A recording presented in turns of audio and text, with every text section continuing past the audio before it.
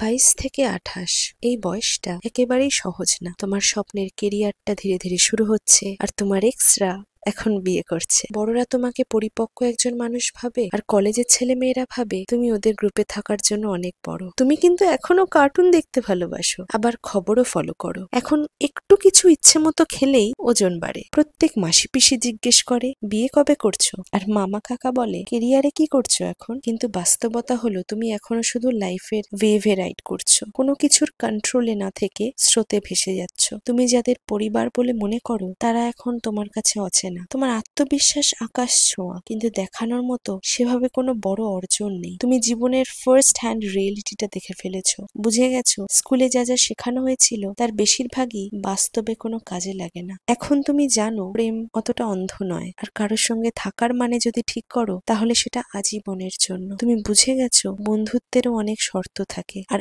আগে যে অতিরিক্ত আত্মবিশ্বাস ছিল এখন সেটা জায়গা করে দিচ্ছে এক ধরনের বিনম্র আত্মচেতনার। এখন তুমি জানো জীবনটা মোটেও তেমন নয় যেমনটা একসময় কল্পনা করেছিলে।